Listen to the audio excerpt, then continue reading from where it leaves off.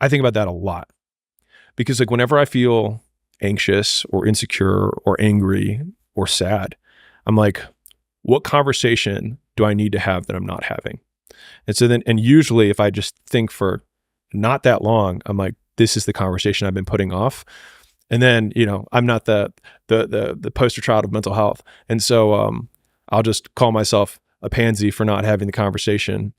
And then I just have it. And so again, I think it's like, I need to have this conversation, and the time between when I have it versus, or when I know I need to have it, when I actually have it, just continues to compress. And if you've ever had like a breakup or employee firing, or a quitting, if you're an employee, like these things that you dread, I don't know if you notice it, but like the day you do it, the moment after you do it, I'm like, how many other conversations can I have? Like, I want to be like, I'm like, who else do I need to talk to? Yeah, totally. Because become a serial killer for awkward conversations. So like the next series of hard conversations that I had after I left home was actually like years later. So I had multiple partners I had a partner in one of my gyms. I had a partner in 4 other gyms.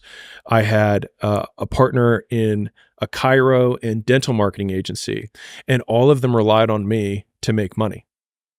And so all of their livelihoods were still dependent on me, but I was splitting everything, and it was horrible for me at the time. And so I remember when I ended up getting in a DUI, and, you know, I talked to a performance coach or whatever, and he was like, your stress and these conversations could literally kill you. He's like, they almost did. So I got in a head-on collision at 60 miles an hour and I walked away, no injuries. But it was like my wake-up call, but not to stop drinking. It was my wake-up call that I needed to have these conversations. And that's what I was avoiding when I was drinking. It wasn't the alcohol. It was what were the things that I'm avoiding, that I'm using alcohol to get away from.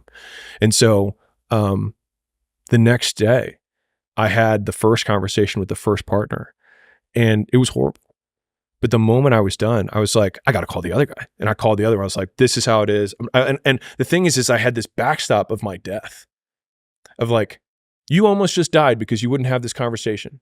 And so then it just gave me this courage to just be like, and whatever the reaction was, I was like, I'd rather be alive.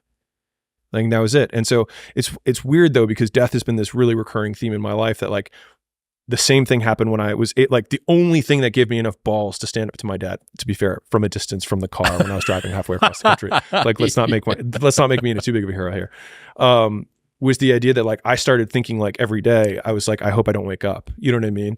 And that was the thing where I was like, this is a big enough problem that like, if you don't want to wake up, then what have you got to lose? Exactly. And that was it. And I was like, I have nothing to lose. And that was when I think in the last podcast we talked about this, where it's like, if everybody who's like at the bottom and feels like they have nothing going for them, reframe that as, I have nothing going for me, which also means that I have nothing to lose by taking action, it makes you a much more dangerous person. And I think that was the flip that I've had repeatedly shown to me in my life that allowed me to take the step that I was afraid to take.